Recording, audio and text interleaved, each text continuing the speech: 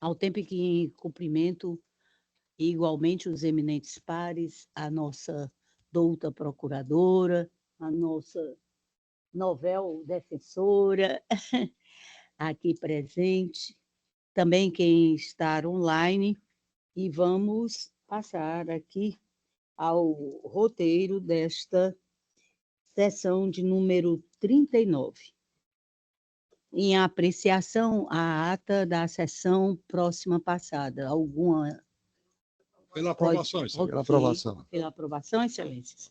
Então, ante a manifestação unânime dos eminentes pares, dou por aprovada.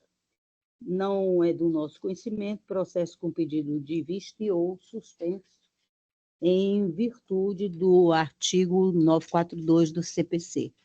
Passamos, então, por esta parte do roteiro também. E vamos aqui às preferências com sustentação oral. Só para fins de conhecimento, nós vamos fazer a leitura, inclusive, dos adiados, tá? Que, no caso, é o 138, de relatoria do eminente desembargador Fernando Luiz de Mendes Rocha. Trata-se de um agravo de instrumento, sob isso na plataforma PJE, sob o número 3.115, dígito 88, 2024, final, uma sequência de 4 zeros. O advogado já foi devidamente, né, avisado de que estaria esse processo adiado. Também adiado, nós temos o 120 da nossa pauta interna, e é na mesma plataforma, PJE, do interesse para a sustentação oral. Virtualmente, ele se encontra o doutor Domingos Júnior, OAB 27.346, igualmente da relatoria do eminente desembargador Fernando Luiz de Mendes Rocha, sob a administração do nosso colega Birman, foi adiado, é um agravo de instrumento, 335, 12 de 58, 2024, final, uma sequência de 4 zeros.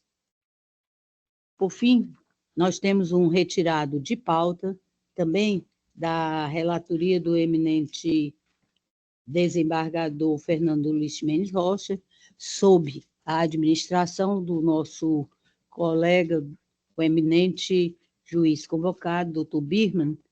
Trata-se de uma apelação cível na plataforma PJE sobre o número 3007989, dígito 24, 2024, final 0001. Todos esses não necessitam de uma nova publicação, porque fica automaticamente para a sessão do dia 11. Perfeito? E o retirado de pauta é que vai precisar de publicação, que é esse último, o 122. Com sustentação oral na plataforma PJE, sem nenhuma consideração a ser feita, nós temos na nossa pauta o de número 15, e é de relatoria do eminente desembargador Durval Aires Filho, 319-33, dígito 75, 2024, uma sequência de 4 zeros, é um agravo de instrumento. Agravante é a senhora Maria José Fernandes Souza e agravado, município de Fortaleza. Nós temos aqui presencialmente a solicitação de sustentação oral pelo doutor Moisés Lima, OAB 53, é Vossa Excelência, 53680, é isso mesmo, doutor? É a OAB, ok. Se tiver preparado, pode assumir aí a nossa tribuna. Se encontra aqui, senhora presidente. Perfeito, perfeito. Deixe só fazer mais uma indagação, tá, meu relator? Vossa Excelência dispensa a leitura do relatório? Dispensado, Excelência. Muitíssimo obrigada. O senhor quer fazer alguma consideração? Tá, perfeito. Então, nós não conseguimos trocar e nem conseguimos colocar aqui, mas são uns 15 minutos a partir desse momento, tá, doutor? Ok. Boa tarde a todos, excelências, colegas da Câmara. eu estou contente de poder fazer essa sustentação hoje, porque além da correta aplicação da norma legal, que já é do cotidiano, né, dos eméritos julgadores, nós temos aqui a oportunidade de fazer valer princípios constitucionais caros. Para que Vossas Excelências tenham uma ideia, o processo originário já tramita há mais de 40 anos, e nós estamos com mais de 20 anos apenas na fase de cumprimento de sentença. O autor faleceu, e a sua única dependente conta hoje com 71 anos de idade. E, por diversas vezes, já expressou a esse patrono que vos fala o temor de falecer sem ver satisfeito o seu direito material. Então, é a oportunidade de fazer valer aí o artigo 8º do CPC, né? O juiz vai decidir de acordo com os valores e interesses sociais, resguardando a dignidade, resguardando e promovendo a dignidade da pessoa humana, a proporcionalidade e a razoabilidade. A gente sabe que, apesar dos esforços aí dos zelosos servidores do judiciário, a estrutura não ajuda, né? Mas, nesse caso específico, houve uma série de equívocos que levaram a essa demora que ultrapassa qualquer expectativa do razoável. Então, nós vamos iniciar esclarecendo do que se trata o presente agravo. O presente agravo, ele vai determinar, o objetivo é determinar se é cabível ou não a aplicação da Lei 6.858 de 80, e, consequentemente, o artigo 666 do CPC. Vamos lá. O que é que o artigo diz? Eu vou ler aqui para ficar, né? Os valores devidos pelos empregadores aos empregados não recebidos em vida pelos respectivos titulares serão pagos em cotas iguais aos dependentes habilitados perante a Previdência Social ou na forma da legislação específica dos servidores civis e militares, que é o caso, né? Porque o autor era servidor civil do município de Fortaleza, certo? E, na sua falta, aos sucessores previstos na lei civil indicados em alvará judicial, independentemente de inventário ou arrolamento. Então, se vê aí que, inicialmente, a lei diz, no artigo 1º, que esses valores, que é uma parcela alimentar, não pagos ao titular, eles são pagos ao dependente, ou aos dependentes em cotas iguais. Vamos ver o caso, né? A situação que nós estamos julgando. Se trata de quê? De diferença salarial por mudança de classe, de vantagens quinquênio, risco de vida e tempo integral. Então, eram valores, né, advindos do trabalho, da prestação de serviço do autor, que faleceu sem receber. Hoje ele tem uma dependente apenas, que é filha e continua pensionista até o presente momento. Lá na página 9, né, do processo originário, processo de referência, ainda no ESAG, fala exatamente o que é a verba. Nós acabamos de falar. Na página 333, ainda no ESAG, né, existe lá uma declaração do IPM, Instituto de Previdência do Município, identificando a agravante como a única dependente atualmente do autor falecido. Só que nós resolvemos, por segurança, pegar uma declaração nova. Ela está aí no ID 806.292.30, uma declaração do IPM, identificando a agravante como única dependente do autor falecido. No ID 806, né, no PJE, logicamente, 806.292.35, nós temos uma anuência dos sucessores para que a dependente receba. Então, eles ingressam no processo apenas para anuir ao pagamento, que o pagamento seja feito conforme determina a Lei 6.858 de 80. Até porque eles não têm interesse de agir, né? Porque o que é que o artigo 1º previu lá? Apenas na falta dos dependentes é que ingressam os sucessores previstos na lei civil. Então, aqui eles não têm interesse de agir, mas fizeram questão de ingressar no processo para dizer, olha, nós concordamos, certo? Então, nós temos aí uma subsunção perfeita. Uma parcela de natureza alimentar, não paga pelo empregador ao seu titular, e que agora o pagamento deve ser feito à sua dependente, que foi indicada que, aliás, foi identificada pelo Instituto de Previdência do município.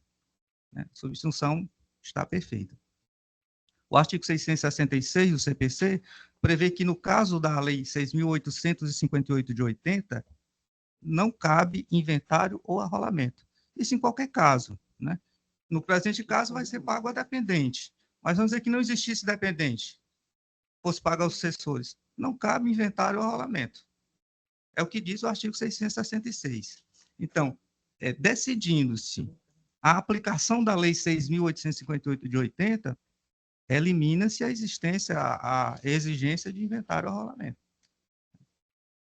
Vou esclarecer aqui brevemente, três pontos, né, do agravo, da decisão agravada aí que nós estamos. Embora a gente tenha pontuado aí, né, tenha feito ponto a ponto. Primeiro é o seguinte: o nobre juízo de primeiro grau faz referência ao indeferir, faz referência a um documento, uma partilha amigável informal que foi juntada aos autos. Nós tivemos um patrono que atuou brevemente aí na fase de execução que juntou esse documento, mas nós pedimos que ele fosse desentranhado, até porque ele é incompatível com o nosso pedido. Nós estamos pedindo que seja pago a dependente, então faz sentido um acordo de partilha amigável. Como o documento não tem valor legal, nós até pedimos que fosse desentranhado. Outro ponto é que é entendimento, né, do nobre juízo de primeiro grau, e entendimento é livre, né, de que trata-se de parcela, o crédito desse processo trata-se de bem patrimonial do espólio. Mas isso vai frontalmente contra a posição do STJ. RESP 1.216.179 do Paraná. Ali, o STJ ele discorre de forma bem didática. Ele diz o seguinte, que esse pagamento, que é feito por força da Lei 6.858 de 1980, que não foi pago ao titular e agora vai ser pago aos seus dependentes, é renda dos dependentes e não do falecido do espólio. Isso é até fácil de entender pelo seguinte: uma parcela alimentar, ela se destina tanto ao seu titular como, em boa parte, aos seus dependentes, que tem, vamos dizer assim, uma titularidade conjunta.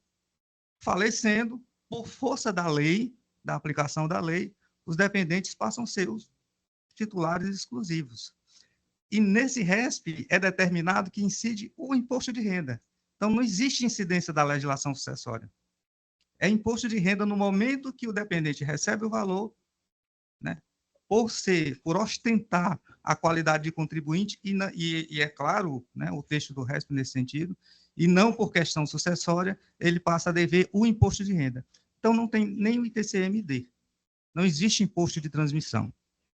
Fica fácil de entender se nós analisarmos esse RESP com cuidado. E o terceiro ponto é que, ao indeferir, o juízo de primeiro grau falou que não cabia um tratamento diferente no procedimento de pagamento. Aí cabe nos esclarecer que não é esse o pedido. O alvará que se refere à Lei 6.858, ele é apenas para indicar quais são os sucessores, quais são os herdeiros, quando não existe dependente, que não é o caso aqui. Então, nem a necessidade de alvará tem. O que é que nós estamos pedindo? Que seja reconhecido a titularidade do crédito para a única dependente, filha e pensionista do autor até o momento, e já identificada pelo Instituto de Previdência do município. E que se proceda com o que determina o artigo 100 da Constituição e o 535 do CPC, né? Pagamento feito pela Fazenda Pública, que é a inscrição em precatório aí, devido ao valor. Acho que ficou bem claro, né, qual é o nosso objetivo, e eu gostaria de agradecer essa oportunidade aqui de sustentar nossas razões, contando não só com a vasta experiência, né, não se precisa falar muito quando se fala perante julgadores tão experientes, né, então, gostaria de agradecer, confiante aí não só na vossa vasta experiência, mas também na sensibilidade, né, para que a gente amenize o sofrimento da agravante, já com 71 anos de idade, com a descrença que a gente sabe que às vezes as pessoas expressam, né, no judiciário. Então, muito obrigado, né, agradeço aí a oportunidade a essa colenda Câmara. Obrigado, doutor. Parabéns aí pela sustentação oral. Desembargador, por favor, é de Vossa Excelência. Parabenizo o nobre advogado pela defesa e exposição simples e objetiva. No entanto, eu estou mais ou menos na parcialidade, provendo parcialmente esse recurso, porque realmente ele tem razão. Com o falecimento superveniente da parte autora, a habilitação dos herdeiros permitido, amplamente permitido pela jurisprudência. Mas, apesar de possibilitar essa habilitação, o levantamento dos valores fica condicionado à realização de partilha. É assim que norteia toda a jurisprudência, não é? Então, eu estou conhecendo o recurso, não é? Admito a habilitação dos herdeiros e dou parcial provimento a esse recurso. A tese é que a habilitação dos herdeiros é permitida, sem abertura de inventário, como o advogado defendeu muito bem seu cliente, só que o levantamento dos valores pela parte habilitada está condicionado à prévia realização da partilha dos bens do falecido. Assim como volta, inclusive, há, ainda hoje, nessa sessão, algo muito semelhante, que é o processo 322-3507, que é lavra do desembargador José Tarcísio Souza da Silva, na pauta 100, que é justamente algo semelhante, a habilitação de herdeira, a possibilidade que ele concorda com a desnecessidade de abertura de inventário. Mas é assim como voto. Obrigada, excelência. Embargador Inácio, Vossa Excelência. Eu acompanho o relator, como ele mesmo enfatizou, que isso faz necessário a divisão entre os herdeiros. Isso. Então, para isso, tem que ter habilitação. Isso. Por razão por isso eu acompanho. Perfeito. Igualmente, acompanho o entendimento lançado pelo eminente relator, tornando definitivo o voto provisório já feito por mim dentro do sistema. Tornando agora o julgamento encerrado, anuncio o resultado como conhecido e parcialmente provido, nos termos do voto de Vossa Excelência, desembargador Durval. Boa tarde, doutor Moisés. Passamos agora para o segundo pleito de sustentação oral, dessa feita no nosso sistema TAG.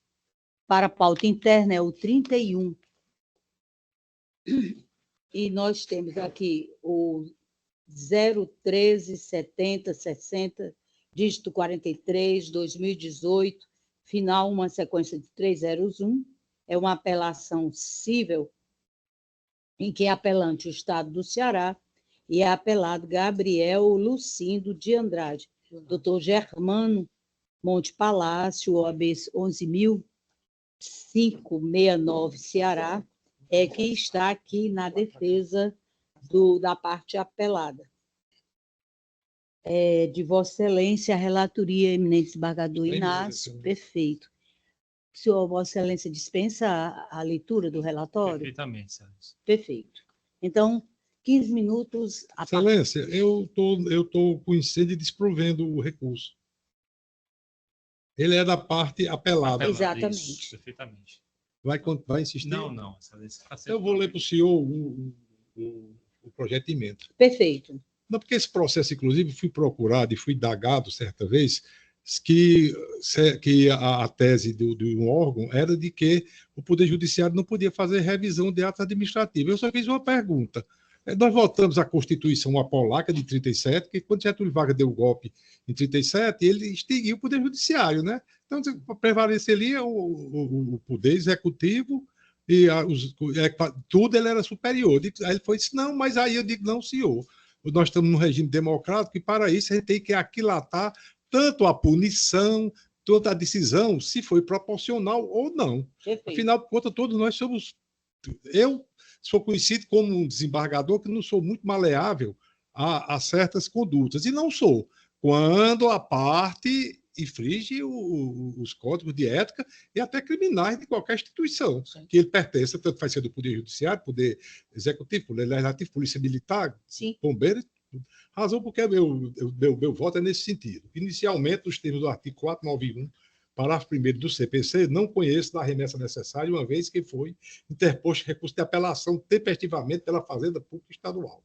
Em resumo, o que está posto em xeque é a reintegração que tem como argumento principal a absolvição em âmbito criminal com base no artigo 3962 do Código de Processo Penal, que traz o reconhecimento da absolvição quando não haver prova da existência do fato. No procedimento disciplinar, foi aplicada a pena administrativa máxima ao apelado, ou seja, a demissão em decorrência de suposta prática do crime de corrupção passiva e associação criminosa. Suposta porque, no momento da decisão, o autor estava sendo processado criminalmente. Visível, pois, quando afastado da prática delitiva, com base na absolução criminal, e consideramos a conduta do requerente que foi simplesmente a de estar na composição no momento do fato, ou seja, conduta que não apresenta qualquer ofensa apta a gerar a sua demissão. Tais atos não representam ofensa à instituição que decidiu pela demissão, apenas pelo fato do apelado ser indiciado pela suposta prática criminosa. Por isso, considera-se que a conduta do autor não apresentou desequilíbrio emocional, irresponsabilidade e desrespeito ao posicionamento exigível de um profissional da segurança pública. Desse modo, ressoa induvidosa que a administração não levou em consideração os bons antecedentes do apelado, o bom comportamento, quando deveria, com base na lei, aplicar outras sanções, onde mostraram-se mais adequadas ao caso concreto. Ressalto, portanto, que o apelado tem registro em sua instituição com 19 elogios, ausência de punição disciplinar. Dessa forma, demonstrou, no decorrer de sua carreira na corporação, compatibilidade com a função militar. Além de constatação de sua absolvição, o autor demonstrou sua capacidade moral, preservando os valores e deveres inerentes aos militares estaduais. Remessa necessária não conhecida, recurso de apelação conhecido e desprovido, sentença mantida. É como voto, senhora relatora. Presidente, relator, Vossa Excelência. Ele quer tanto bem. Mas eu acho ótimo. A descontração faz parte. Eu acompanho Vossa Excelência, tornando definitivo o voto provisório. Desembargador Tarcísio. Senhora presidente, eu também acompanho. O voto do desembargador Inácio está bem delimitado. Essa questão, quando envolvendo as questões administrativas, em que existe essa tese da separação das instituições e dos poderes, isso o tribunal, não é só o Tribunal do Ceará, isso já vem de outros tribunais, inclusive de superposição, com relação à precariedade de determinadas decisões administrativas que possibilitam a intervenção do judiciário, como é o caso, né? Principalmente porque deixa claro, como ressaltou o relator, a desproporcionalidade e a falta de justificativa para a punição. Então, acompanho integralmente o voto do eminente relator. Perfeito, excelências. Então, tornando definitivo o presente julgamento, remessa necessária não conhecida, recurso de apelação conhecido e desprovido, sentença mantida à unanimidade. Excelência, boa tarde a todos. Desembargador Inácio, obrigado. Dizer a todos uma excelente tarde e que os trabalhos transcorram com normalidade. Muito obrigada, doutor Germano, para Vossa Excelência também. Dando sequência, nós vamos agora para a plataforma PJE. Nós temos o do número 20, de relatoria do eminente desembargador Inácio Alencar Cortez Neto. Trata-se de agravo de instrumento sob o número 32870, dígito 85/2024, uma sequência de 4 zeros. Nós temos aqui como agravante Prime Serviços, Eventos, Construções e Transportes LTDA e agravada Staff Soluções Automotivas LTDA e outros. Doutor Van Baster, Nobre Uchoa. A OAB de Vossa Excelência é 30.436. Eu sou o Pedro Henrique Silva de Souza. Pedro Henrique. Isso. A OAB é 50.693. Perfeito, perfeito. Que é justamente a dúvida que a gente tinha quanto ser presencialmente, doutor Pedro. Doutor Pedro, por favor, Vossa Excelência dispensa a leitura do relatório? Sim.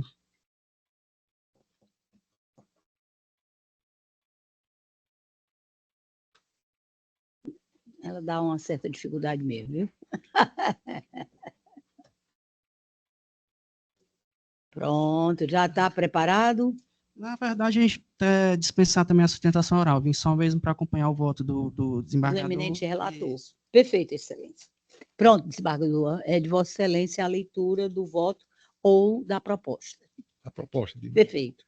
O cerne da questão comporta tão somente o exame da decisão interlocutória proferida no mandado de segurança de número 300.850.41/2024/806.001, que rejeitou a preliminar de perda do objeto arguída pela hora agravante sob o fundamento de que não há perda de interesse de agir em decorrência da conclusão do pregão eletrônico número 20.22.0006 Detran Ceará, pois tal encerramento não supra eventual ilegalidade ocorrida durante o seu trâmite. A agravante pleiteia, nesta oportunidade, a reforma da decisão adversada, por entender que, com a finalização do certame licitatório, houve perda do objeto da ação mandamental impetrada pela recorrida, com o fito de anular o pregão eletrônico de número 20.22.0006 Detran Ceará.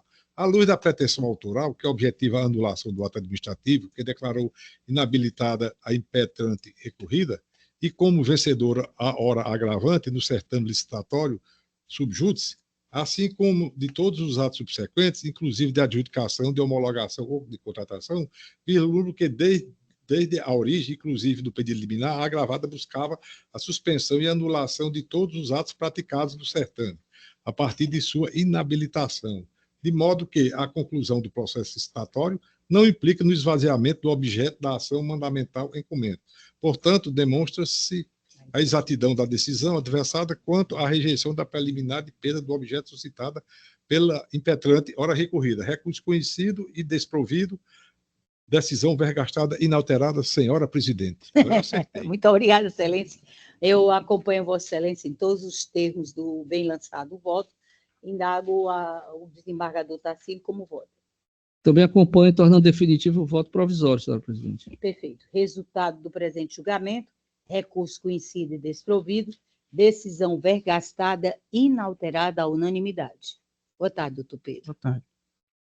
Agora, na plataforma PJE, nós temos da nossa relatoria uma apelação cível sobre o número 021-6253, dígito 68-2022, final uma sequência de 3 zeros 1, envolvendo Banco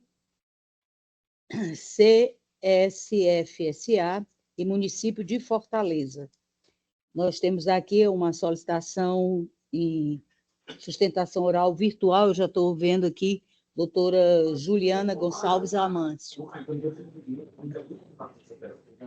Ela agora... Boa tarde, doutora. Excelências, eu agradeço a oportunidade, eu prometo ser bastante breve, tá?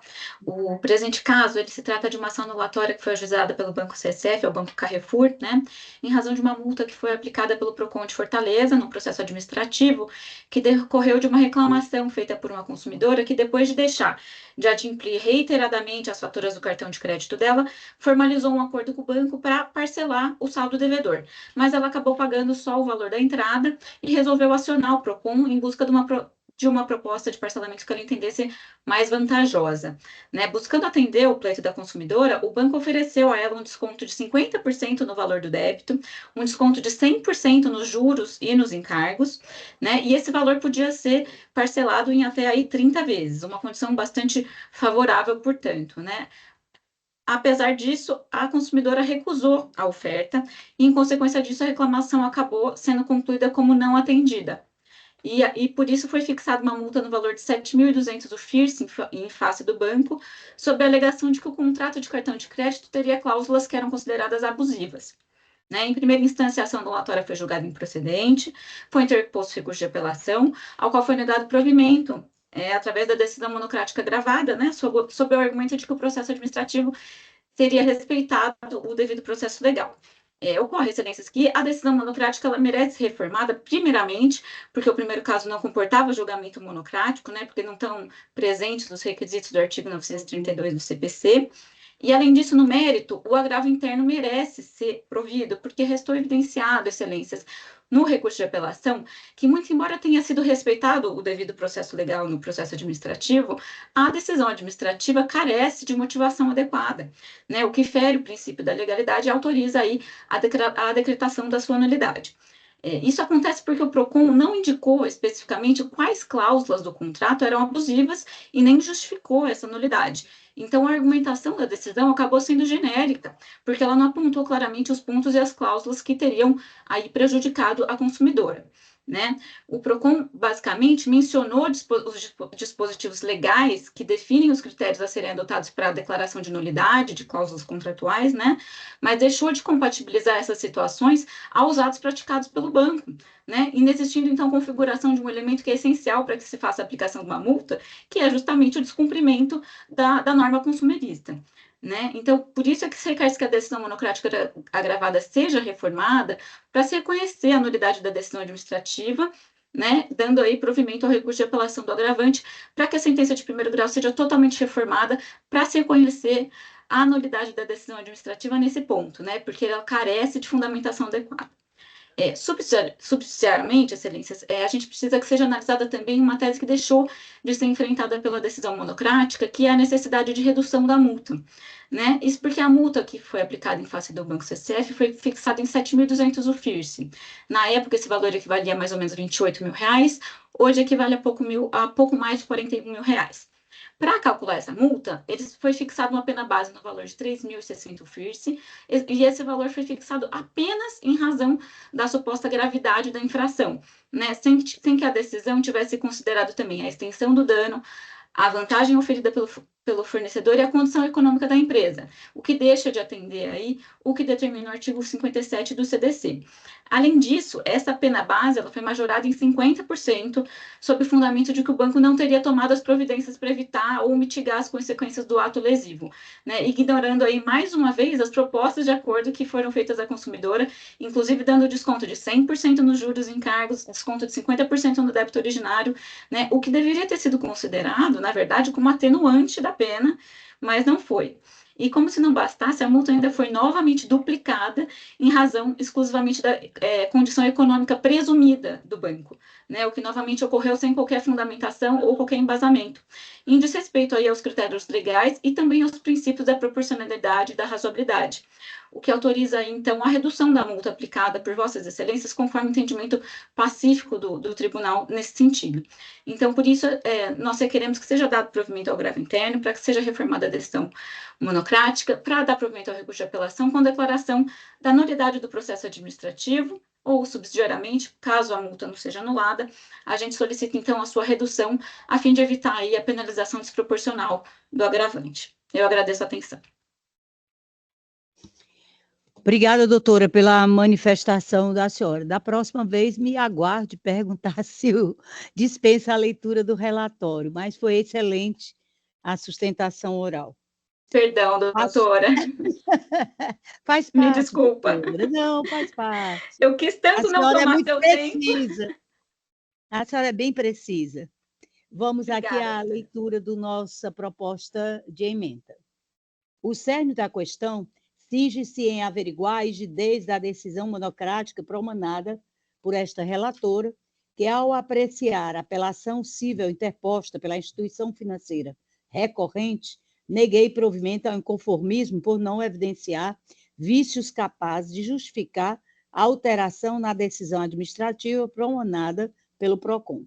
Em suas razões recursais, a parte recorrente limita-se a aduzir impossibilidade de julgamento monocrático da matéria, além de defender que a decisão administrativa foi genérica ao não demonstrar quais irregularidades contratuais seriam capazes de justificar a aplicação da sanção imposta, questionando, ao final, o valor da multa fixada em 7.200 UFIs. Ocorre que, sem maiores digressões, de pronto, não há se falar em vício no julgamento monocrático. Eis que há entendimento consolidado acerca da legalidade das decisões proferidas pelo PROCON. Bem assim, o próprio Colém do STJ entendeu que a reapreciação do feito em sede de agravo interno pelo colegiado supre qualquer vício de julgamento, não justificando nulidades para nova apreciação do inconformismo primeiro. Ademais, quanto à matéria propriamente dita, adentrar a suposta ausência de fundamentação e argumentos genéricos que não apreciaram devidamente o feito em epígrafe, notadamente, as razões da decisão administrativa impende que o argumento utilizado em si já apresenta falhas no raciocínio lógico-jurídico.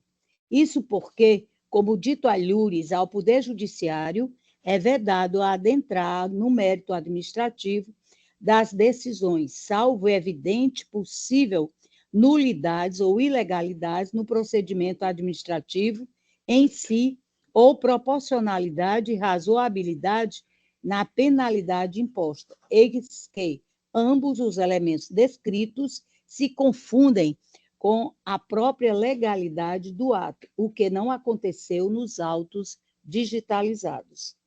Ao revés, percebe-se que a decisão administrativa apontou precisamente exorbitância nas taxas de juros e problemas na relação consumerista, principalmente quando da tentativa de acordo, procedendo à instituição com bloqueio prévio, antes mesmo da oferta de condições melhores. Por fim, restou evidenciada a obediência ao artigo 24 ao 28 do Decreto 2187 de 1997, estando o valor outrora fixado dentro dos limites estabelecidos, face à irregularidade prevista, o que poderia chegar à quantia de até 15 mil FIIs. Desta feita, não existindo argumentação suficientemente apta a justificar a reforma do deciso hostilizado, não nos resta outra medida senão manter incólume por seus próprios fundamentos. Nesta toada, tomo conhecimento do presente recurso, pedindo desde logo desculpas, porque não indaguei de Vossa Excelência se queria se manifestar. Não, mas eu não quero não, doutora. Ah, tá, ok. Muito obrigada, minha doutora. Tomo conhecimento do presente recurso, mas, para desprovê-lo, mantendo inalterada a decisão vergastada. É como voto e submeto. Desembargador Tarcílio, por favor. Muito obrigado, senhora presidente. Eminentes pares, quero cumprimentar a doutora Juliana, que fez a sustentação. Meus cumprimentos a vossa senhoria. Senhora presidente, primeiramente e relatora, eu quero dizer que eu acompanho integralmente o voto de Vossa Excelência, mas eu sempre gosto de fazer alguns comentários nesse tipo de recurso, porque eu me deparo muitas vezes com situações em que o DECOM/PROCON ele aplica as multas sem nenhuma fundamentação, realmente de forma genérica. Aqui Vossa Excelência justificou, inclusive no item 6, Vossa Excelência fez essa justificativa, inclusive discuto isso com o desembargador Inácio. Muitas vezes as decisões do PROCON, ele aplica uma multa quando ele poderia, para evitar situações seguintes, ele não aciona os meios legais que ele poderia acionar para fazer, alterar ou cessar aqueles contratos que porventura estivessem sendo abusivos. Existe uma repetição e muitas vezes ainda eles aplicam multas desproporcionais, totalmente desproporcionais ao fato que gerou aquela reclamação. Aqui a Vossa Excelência, em razão de todas essas questões que Vossa Excelência levantou, na conduta que foi apurada. Por favor, esse comentário que eu estou fazendo, desembargador, não é com relação ao seu voto, não, que eu estou acompanhando. É só porque eu sinto a necessidade de falar, porque muitas vezes eu me deparo com isso, com desproporcionalidade da aplicação da multa com o fato que gerou. Né? Então, eu acho que existe essa... Até o desembargador Inácio acabou de falar que, nesse voto que antecedeu do policial militar, a questão da proporcionalidade. Existe um raciocínio lógico em que todos nós devemos nos pautar, porque não está na lei, mas está dentro da lógica, da razoabilidade. Né? Então, aqui eu entendi que a multa aplicada ficou dentro do limite da razoabilidade, pelo fato descrito, né? E realmente eu tenho examinado isso com mais profundidade, porque, às vezes, eu não vejo desculpem algumas sentenças dos colegas de primeiro grau, apenas se limitam a repetir a decisão do PROCON, dizendo que nós não podemos interferir na seara administrativa, mas eu acho que podemos sim, por todas essas razões que nós costumeiramente decidimos aqui, desembargador Durval, com relação às decisões e ao mérito administrativo. Então, agradecendo a paciência de Vossa Excelência, de ter aberto esse espaço para fazer esses esclarecimentos, eu acompanho integralmente o voto de Vossa Excelência. Efetivamente, a multa que eu acompanho é porque houve de imediato um bloqueio qualquer. Exatamente. Né? Eu me coloco na condição de consumidora também, cidadã. Então, é ruim, é péssimo. Isso a gente se sente muito, mas agradeço. No item 6, a senhora reproduziu de forma sucinta, mas no corpo do voto, isso. Vossa Excelência explicou e justificou a manutenção da multa, porque realmente o caso foi. Nosso doutor Birman, por favor, Presidente, eu ouvi atentamente o voto de Vossa Excelência e estava aqui me recordando da manifestação do desembargador Inácio há pouco. Se o Poder Judiciário não puder modular determinadas decisões, rever determinadas, é melhor fechar. É melhor fechar, né? Então, se há um poder que pode rever os atos, é o Poder Judiciário, né? Com respeito a essa modulação. E o desembargador Tarcísio falava há pouco na lógica do razoável, eu estava me lembrando aqui do logos del razonável do Ricassan Seixas, que é exatamente isso, é usar dentro do Poder Judiciário o princípio da proporcionalidade, da razoabilidade, e para isso é que nós estamos aqui. Acompanho Vossa Excelência integralmente com o vosso voto. Então, definitivo o presente julgamento, tomo conhecimento e sou pelo não provimento à decisão mantida à unanimidade. Agradeço a participação, doutora Juliana. Até uma próxima. Passamos agora, ainda na plataforma PJE, sob nossa relatoria, nós temos o 68, que é um agravo de instrumento, sob o número 33203, dígito 37, 2024, uma sequência de 4 zeros, envolvendo como agravante Maria Dalva Araújo Soares e município de Acopiara, agravado. A sustentação oral está a cargo do doutor Domingos Júnior, 27.346, OAB Ceará, virtualmente. Eu não estou vendo aqui o doutor.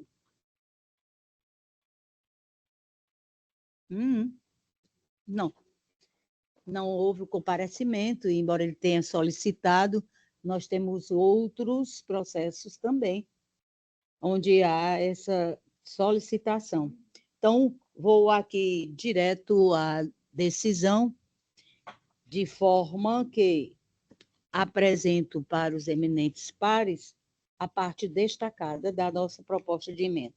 Direito processual civil, agravo de instrumento, cumprimento individual de sentença coletiva, tema repetitivo 1169 do Superior Tribunal de Justiça, inaplicabilidade da ordem de sobrestamento, sentença coletiva não genérica, meros cálculos aritméticos, recurso conhecido e provido, decisão reformada, determinando-se o prosseguimento do cumprimento individual da sentença coletiva. Desembargador Tarcísio. Acompanho integralmente. Desembargador, nosso colega convocado. Acompanho Vossa Excelência. Muito obrigada. Tornando definitivo o presente julgamento, recurso conhecido e provido, decisão recorrida reformada, determinando-se o prosseguimento do cumprimento individual da sentença coletiva à unanimidade. Agora, o 70, na mesma plataforma, sob nossa relatoria, é o agravo de instrumento de número 332.45, dígito 86, 2024, envolvendo o agravante Joana Dark Alves de Albuquerque e agravado o município de Acopiara. Eu vou pedir aos eminentes pares para também chamar o subsequente, porque todos são no mesmo teor, tá certo? E, por óbvio, a decisão é uníssona, é a mesma. Ou seja, para esse que eu acabei de anunciar, recurso conhecido e provido, decisão reformada. O subsequente, que envolve aqui o de número, agravo de instrumento de número 33202 de 52, 2024, uma sequência de 4 zeros.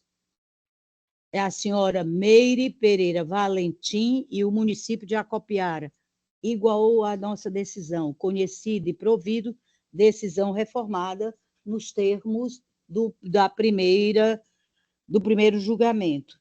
O subsequente, que é da pauta 92 também, sob nossa relatoria, um agravo de instrumento envolvendo Felipe Souza Ramos e o município de Acopiara, a sustentação oral solicitada pelo doutor Domingos Júnior, recurso conhecido e provido, decisão reformada.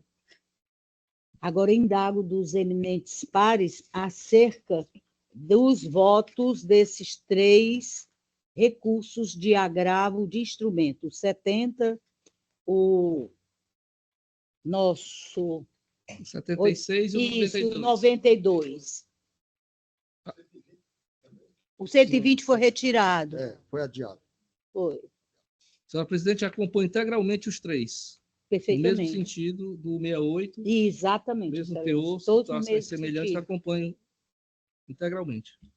Nosso acompanho também. Perfeito. Presidente. Então, resultado para os 3 procedimentos ou recursos de agravo de instrumento, todos conhecidos e providos, decisão reformada à unanimidade. Passamos aqui na sequência ao 115, que é da relatoria do eminente desembargador Fernando Luiz Mendes Rocha, hoje, sob a presidência do doutor Birman, nós temos uma apelação civil 338-33, 2023, final 0117, em que é apelante a senhora Ana Cristina Nunes França e apelado município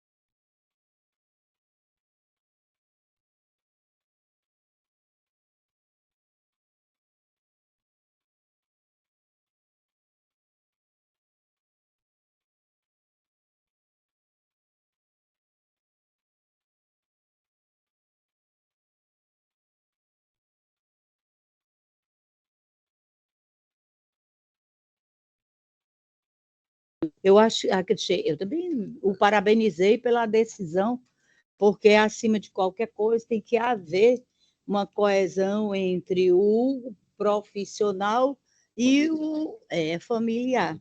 Mas, mesmo assim, eu gostaria que Vossa Excelência fizesse a leitura só da parte destacada. Né? Perfeito. Falei agora. Pois não.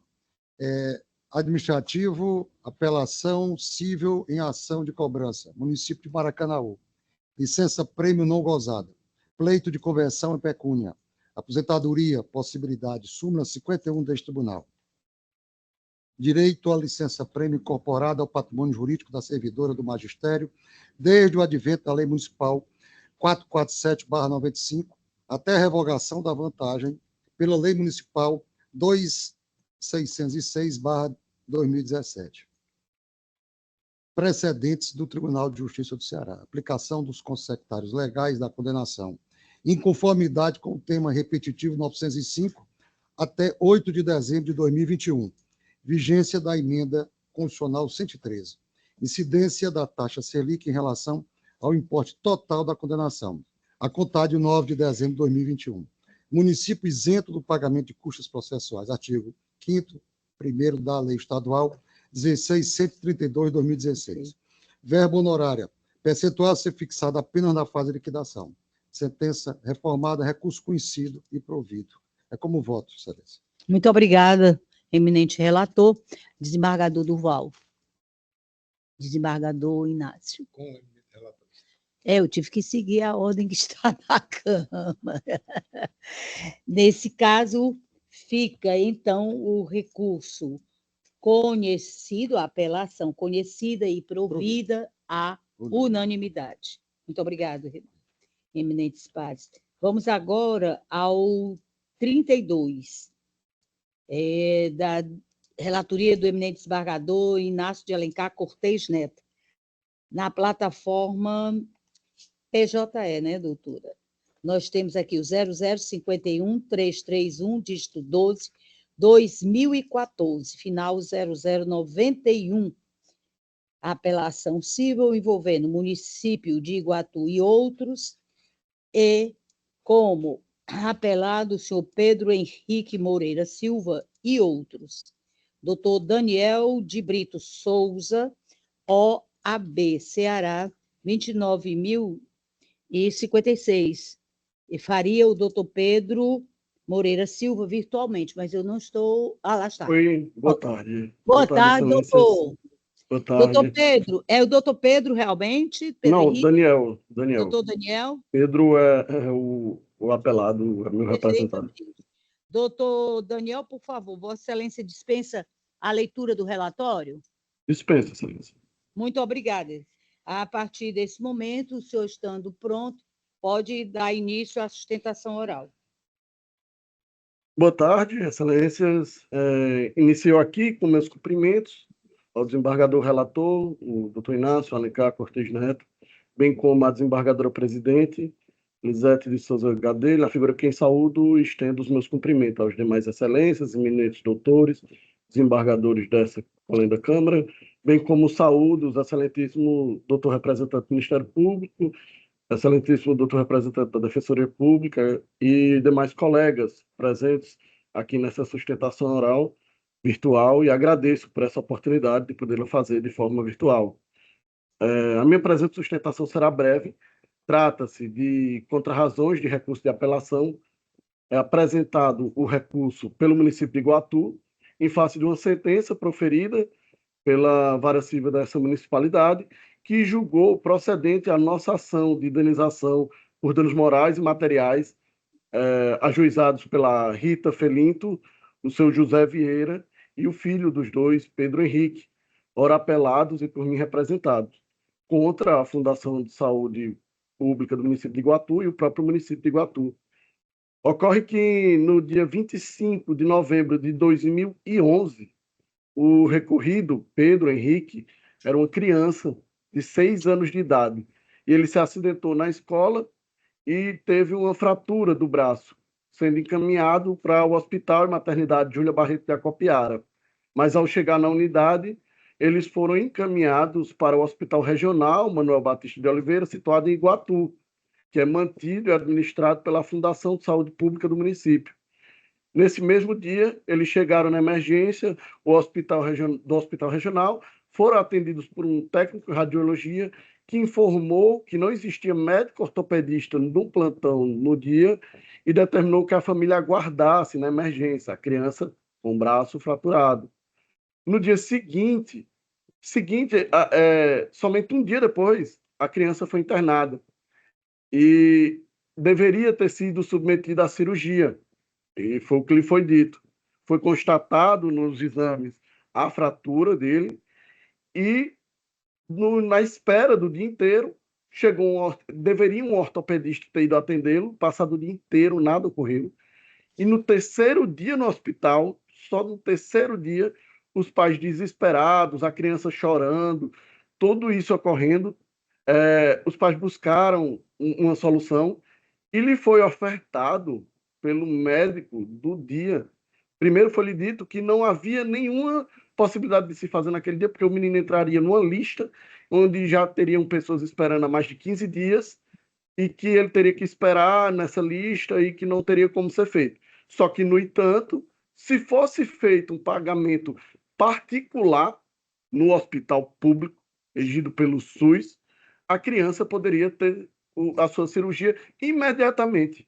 A família não tinha o dinheiro, mas buscou com um conhecido, e esse conhecido foi ao hospital pagar no hospital.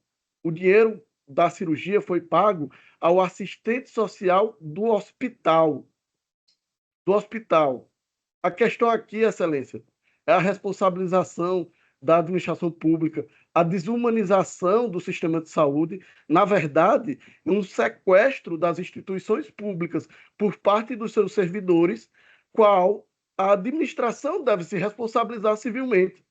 Como demonstrado exaustivamente nas nossas contrarrazões de apelação, a administração falhou em fornecer assistência mínima a uma criança ferida e ainda submeteram o impúbere e seus pais a um ciclo inaceitável de omissões, negligência, quiçá extorsão. Excelência, é preciso ter em mente a gravidade do impacto humano dos fatos aqui narrados.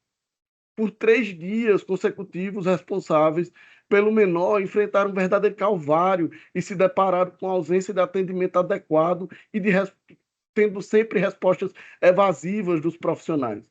O menor foi submetido à dor física, dor psicológica, contínua, e a família, da mesma forma, tratada com desdém. Isso é revoltante. Foi induzida a família a pagar por uma cirurgia particular que deveria lhe ser gratuito. A dor da criança, a angústia dos pais foram agravadas pela conduta dos servidores públicos, que deixaram de honrar a confiança e a dignidade das funções que exigem. Essa situação desnuda total descaso com a assistência médica pública. Ainda mais grave em uma sociedade onde a saúde e o direito é garantido pela Constituição. A decisão de primeira instância, ao julgar procedente a ação, considerou total descumprimento do dever do Estado em prover a saúde e a assistência de quem dela necessita, sobretudo ao tratar de uma criança em situação de emergência. O município de Iguatu, ao apresentar o recurso, ele só repetiu tudo que falou na sua contestação, não tendo nenhuma prova, nenhum argumento que seja cabível. É inconteste o dano moral, é in re ipsa. O dano é presumido pela própria gravidade dos fatos. As condutas narradas nessa demanda não apenas configuram essa omissão no atendimento, como atos ilícitos. Ato ilícito. Este tribunal e o Superior Tribunal de Justiça já sedimentaram a jurisprudência no sentido da direito à saúde e dignidade da pessoa humana, quando violados, impõem ao Estado a responsabilidade pelos danos causados. O sofrimento, a dor, a angústia causados a essa família não podem ser ignorados, diminuídos, tão poucos relegados a uma reparação mínima que não reflita a gravidade do ocorrido. A situação evidenciada demonstra a precariedade e a prática das condutas ilícitas do Hospital de Iguatu, ofendendo o Sistema Único de Saúde, a exigência de pagamento para a realização de cirurgia é algo absurdo, algo absurdo. A responsabilidade do ente público por danos causados ao cidadão é de natureza objetiva e, conforme estabelece o artigo 37 da Constituição, não é necessária a demonstração de dolo e culpa dos servidores envolvidos, bastante que seja comprovado o nexo causal entre a ação dos agentes públicos e o prejuízo sofrido dos autores. No caso em tela, as evidências apontam para a prática reiterada de omissão e condutas ilícitas por parte dos profissionais, dos gestores do Hospital Regional de Iguatu, mesmo tendo ciência ou não, permitiram que as práticas existissem. O direito fundamental à saúde é garantido pela Constituição e exige que o Estado ofereça os serviços públicos de saúde de maneira universal e restrita, especialmente para pessoas em condição de vulnerabilidade, principalmente no caso de uma criança. Portanto, Excelência, a sentença proferida de primeira instância se demonstra adequada a aplicar a indenização de danos morais sofridos pelos apelados, além de a restituição dos valores pagos, vendo eles prejudicados economicamente, foram expostos à dor, a um sofrimento injustificável. Diante dessa responsabilidade objetiva do Estado e da comprovação dos fatos narrados, reitero o pedido da manutenção da sentença e o não conhecimento dessa apelação, Excelência, uma vez que cumpre os requisitos dos processos necessários, resguardando o direito ao apelado e à reparação dos danos sofridos. Por isso, pleiteamos no presente recurso que a apelação seja julgada totalmente improcedente. Agradeço a atenção e o tempo dispensado por Vossas Excelências e confio nessa ilustre Câmara que saberá fazer justiça do caso existente e respeito à dignidade e à saúde dessa família. Findou, Excelência. Então, muitíssimo obrigada pela sustentação oral. Passamos agora à leitura do eminente relator, desembargador Inácio. Pois não, Excelência. Cinge-se a controvérsia em analisar a responsabilidade civil do município de Iguatu em decorrência de falha no atendimento no Hospital Regional de Iguatu, que levou os recorridos a pagarem R$2.000 por uma cirurgia que deveria ser realizada de forma gratuita pelo SUS. A responsabilidade estatal, em regra objetiva, e decorre do risco administrativo. Logo, não se exige a existência de culpa por parte do Estado, conforme previsto no artigo 37, parágrafo 6º da Constituição Federal. Da análise dos autos, depreende-se que o menor sofreu uma fratura do braço quando levado ao Hospital e Maternidade Júlia Barreto, em Acopiara. Posteriormente, foi transferido ao Hospital Regional de Iguatu, onde foi informado que teria que aguardar na emergência até o dia seguinte para a realização de cirurgia. Após a criança ter sido internada, seus pais foram informados que casos mais críticos tinham prioridade e que o infante seria liberado, mas seu nome ficaria na lista de espera para a cirurgia. Em seguida, o médico plantonista ofereceu realizar o procedimento de forma particular mediante o pagamento de R$2.000. Os pais tomaram o empréstimo e a cirurgia foi feita. Após o procedimento, receberam correspondência do Ministério da Saúde informando que a cirurgia fora custeada pelo SUS no valor de R$ 563,30. Evidente a ilicitude no serviço prestado ao paciente, haja vista que o atendimento se deu integralmente via Sistema Único de Saúde, no qual é defeso a cobrança de qualquer quantia. Dentro do contexto fato, considerando restar incontroverso a cobrança de honorários médicos em atendimento prestado exclusivamente pelo SUS, imperativa a condenação do apelante à restituição dos valores indevidamente cobrados. Ademais, os apelantes fazem jus à indenização por danos morais, a ser paga pelo ente municipal, cuja fixação deve observar os critérios da razoabilidade e da proporcionalidade, bem como a orientação que vem sendo adotada pela jurisprudência em casos análogos. Conforme as circunstâncias do caso concreto, o valor fixado na sentença de primeiro grau, porque bota de piso, mas eu boto de primeiro grau porque o juiz não gosta que chame de piso, para indenização por danos morais, mostra-se excessiva, de modo que deve ser reduzido para o montante de R$5.000 para cada um dos requerentes. Recurso de apelação conhecido e parcialmente provido, sentença parcialmente reformada. É como voto, senhora presidente. Obrigada, Excelência. Acompanho Vossa Excelência integralmente em todas as manifestações contidas no voto lançado. Desembargador. Igualmente acompanho integralmente o eminente relator. Tornando definitivo o presente julgamento, recurso de apelação conhecida e parcialmente ouvido, sentença parcialmente reformada nos termos do eminente relator. Muito obrigada. Parabéns, doutor. Uma boa Agradeço, tarde. Excelência, uma boa tarde, bom trabalho a todos. Muito obrigada, e para o senhor também. Nós temos agora ainda na plataforma PJE, de relatoria do eminente desembargador José Tarcílio Souza da Silva, um agravo de instrumento sob o número 3.890, dígito 06-2024, o final uma sequência de 4 zeros, envolvendo o Estado do Ceará como agravante e agravada a Alessat Combustíveis S.A. É a Alessat mesmo, né, doutor? Ok. Doutora Gabriela Justino Soares, do Pernambuco, OAB 54.061. É esse mesmo, Excelência? A OAB de Vossa Excelência? Correto. Perfeito. Correto. Pois não. Doutora Gabriela mesmo, né, doutora? Sim. Por favor, dispensa a leitura do relatório? Sim. Ok. Então, a partir desse momento, ou no vídeo vai aparecer os 15 minutos para que a senhora faz jus, tá bom? Muito De nada, doutora. A transmissão não está boa.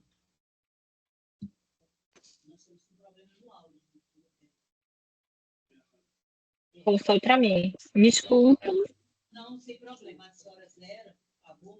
Nós já zeramos para a senhora poder iniciar dignamente. Tudo bem. Nada, doutora. Sem problema. Obrigada. Ok, pronto.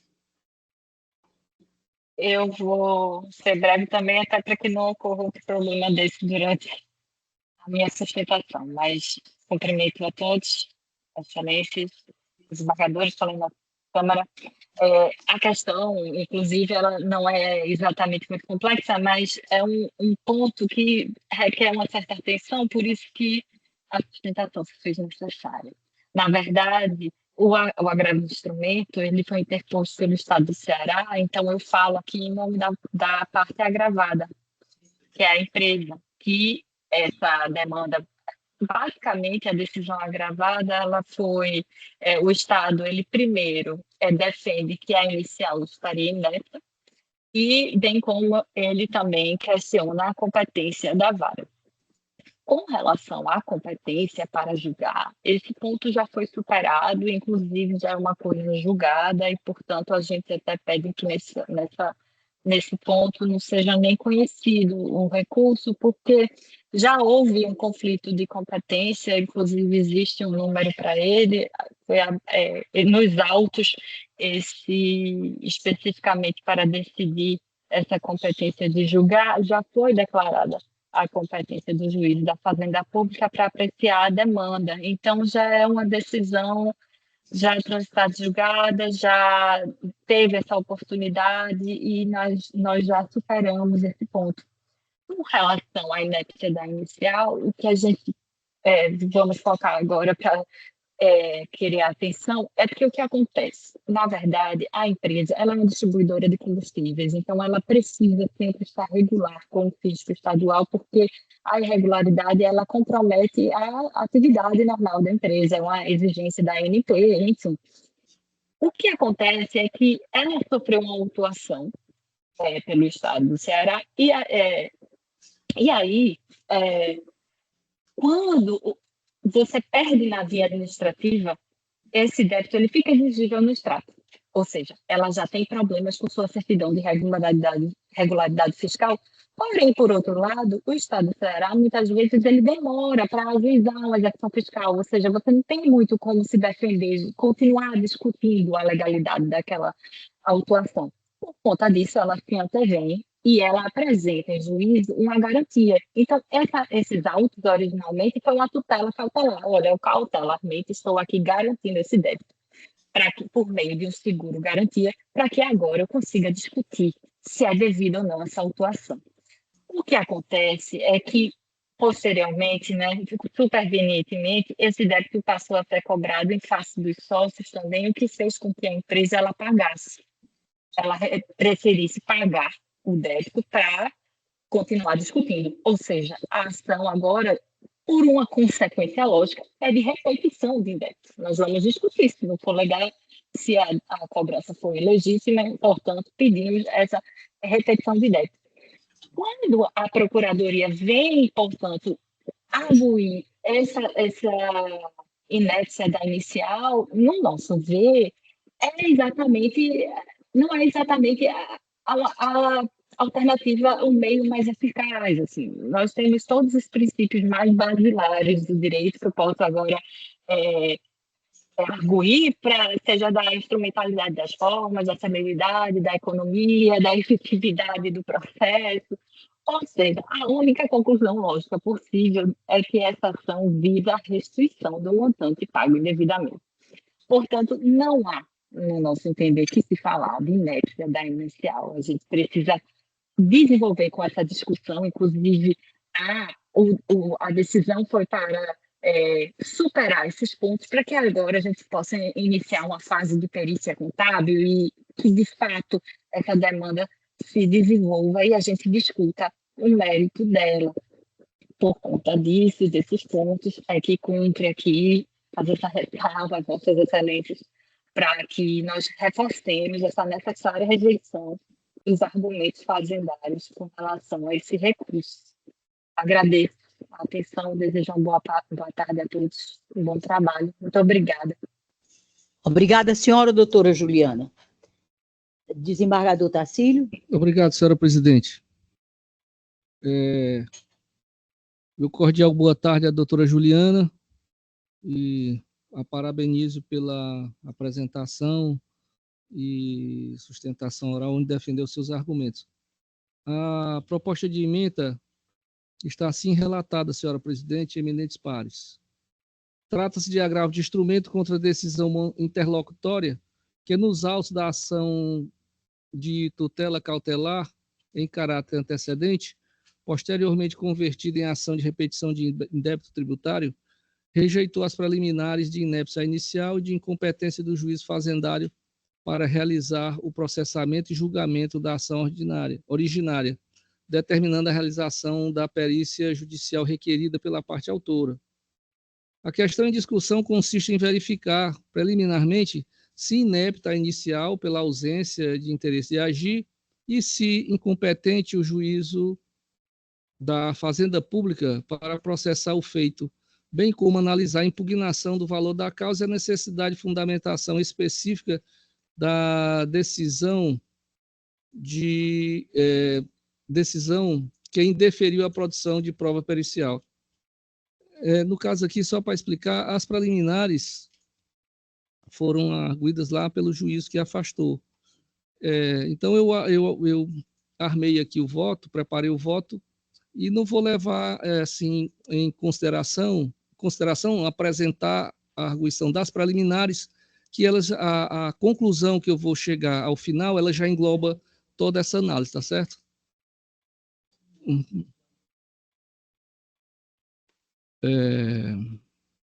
Eu já li a questão em discussão, consiste em verificar, já li.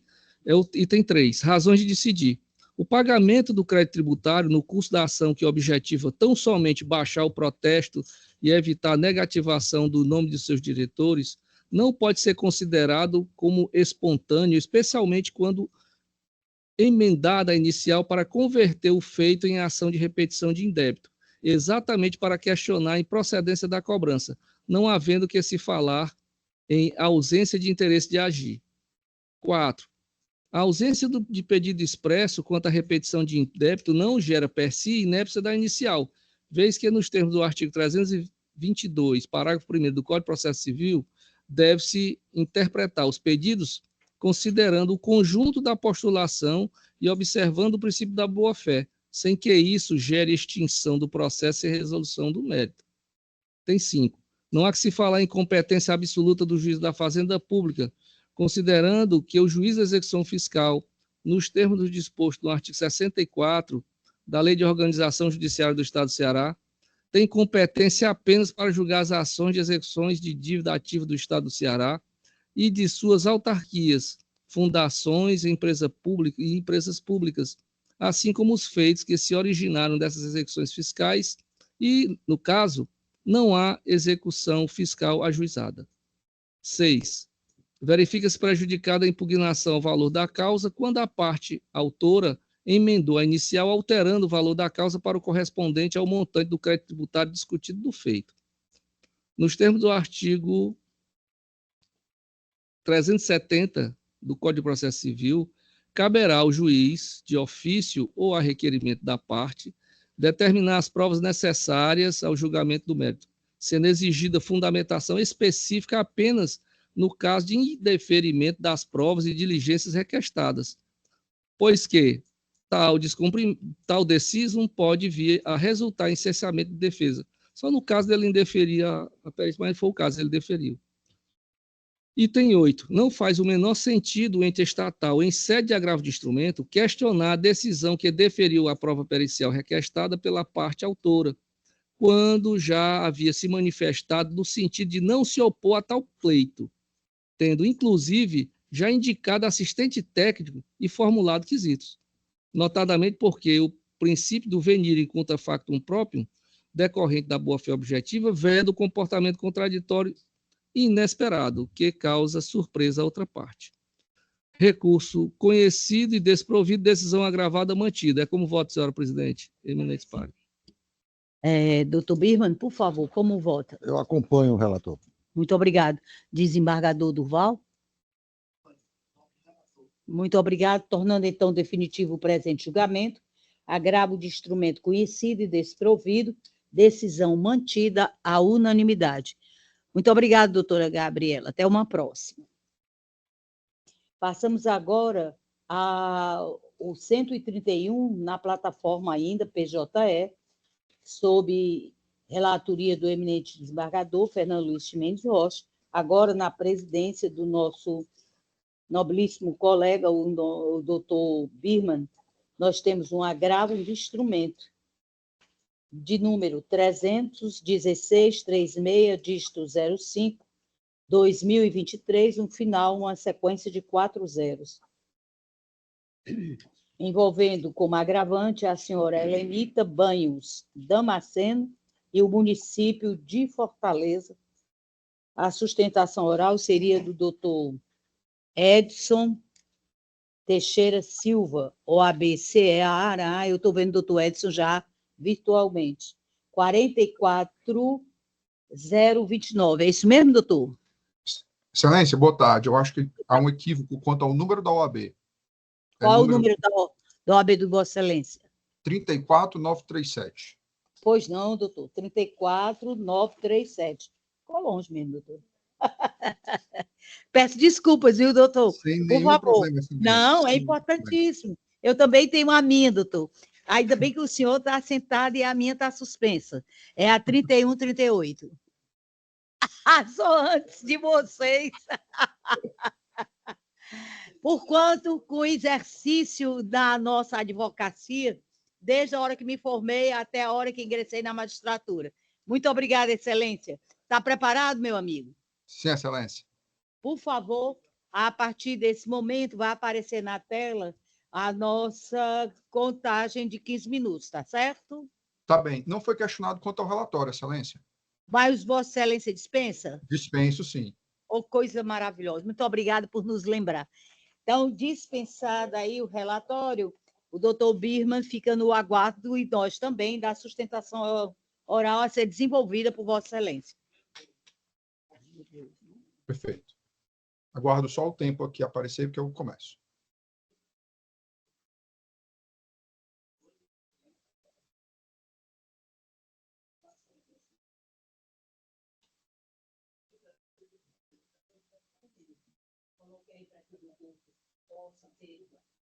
Pronto. Pronto. Já está Bem, pronto. Eminente relator, excelentíssima senhora presidente, excelentíssimos desembargadores, douta procuradora de justiça, douta defensora pública, senhoras e senhores servidores da Colenda Primeira Câmara de Direito Público, do Egresso Tribunal de Justiça, e nobres advogados e advogadas que acompanham a sessão, uma boa tarde a todos, meus cumprimentos. Estou aqui representando os interesses da parte agravante, a senhora Helenita Banhos Damasceno. Eu vou começar a sustentação oral, excelências, fazendo um brevíssimo resumo do processo, para que se possa entender o contexto fático, jurídico, que envolve a discussão. Em suma, a agravante, senhora Helenita, interpôs este recurso de agravo instrumento em face de decisão interlocutória que concedeu tutela provisória para a averbação da existência do processo da matrícula do imóvel objeto da lide.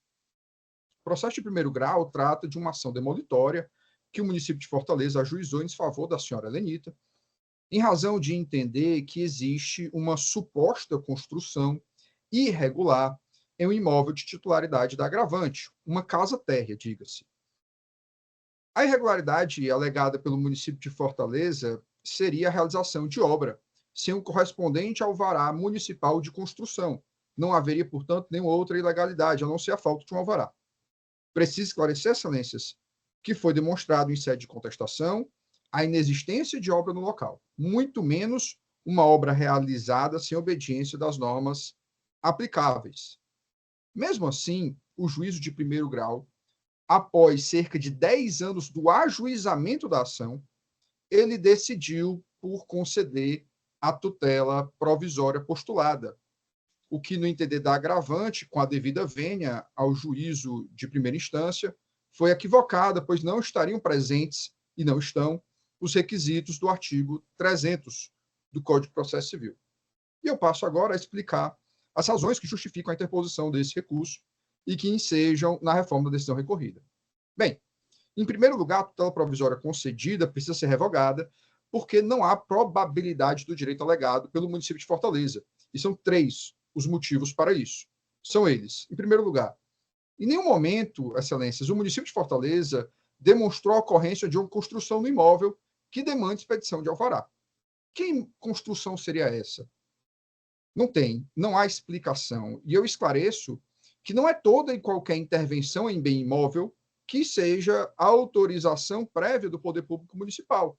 Por exemplo, simples acabamentos não precisam disso. Então, seria necessário que o município indicasse qual é essa construção, e não indicou. Segundo ponto, a agravante logrou êxito em comprovar que a construção local, uma casa térrea, repita-se, está devidamente regularizada, na medida que tal informação consta averbada na matrícula do imóvel que foi anexado aos autos. É natural que o cartório tenha exigido os documentos de estilo para realizar a competente averbação. Portanto, presume-se regular. 3. Um engenheiro civil contratado pela agravante emitiu um parecer técnico, parecer esse que está registrado no CREA, com anotação de responsabilidade técnica, com a RT própria, indicando o engenheiro que não houve alteração estrutural na edificação averbada na matrícula do imóvel. A mesma averbação que está lá, a mesma estrutura, edificação que foi indicada na matrícula é a que está presente hoje. E que esse imóvel não oferece risco aos moradores, transeuntes e vizinhos.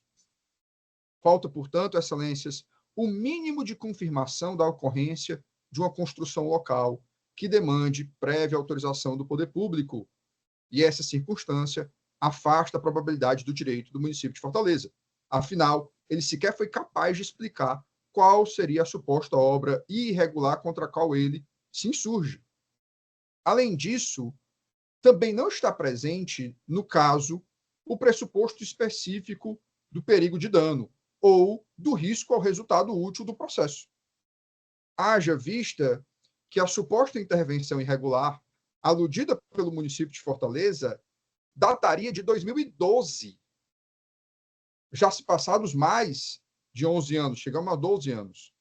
Esse longo transcurso de tempo da suposta intervenção no imóvel, mais de 11 anos, repita-se, demonstra com clareza que não há qualquer perigo de dano ou risco ao resultado útil do processo. Se houvessem, já teriam se concretizado.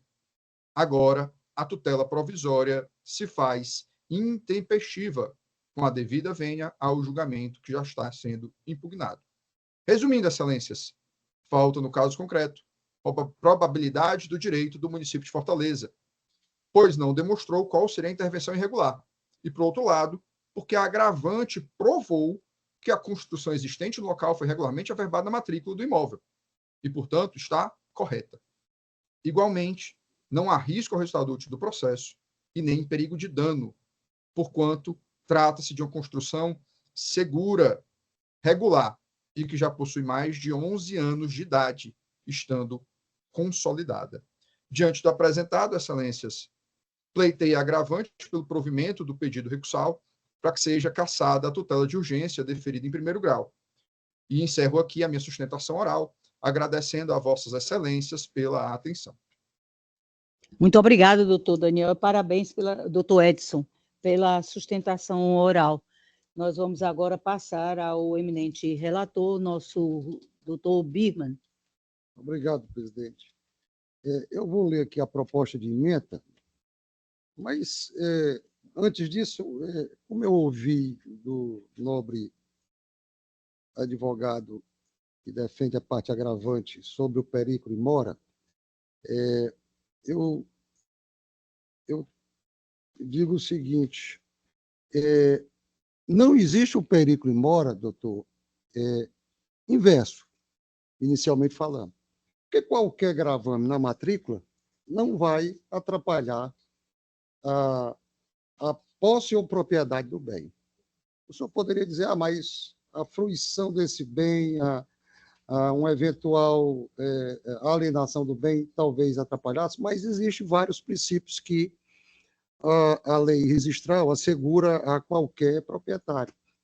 A continuidade registral, o princípio da veracidade dos atos administrativos, o princípio da boa-fé, todos esses atos são necessários para conhecimento de terceiros sobre qualquer evento que exista sobre um determinado bem.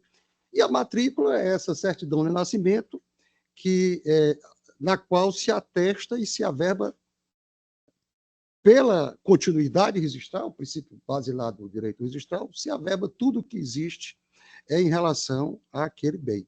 O senhor fala em relação a provas. Bom, o meio oportuno será, eventualmente, ao final do julgamento do processo, a aferição se a prova atestou ou não se houve alguma reforma estrutural. Por enquanto, nós estamos em sede de tutela antecipada, onde a cognição é sumária, ainda não temos uma cognição exauriente. A própria parte agravante, ela diz em algum momento que averbou, inclusive o senhor repete que foi feita a averbação de situações, troca de piso, alguma pintura.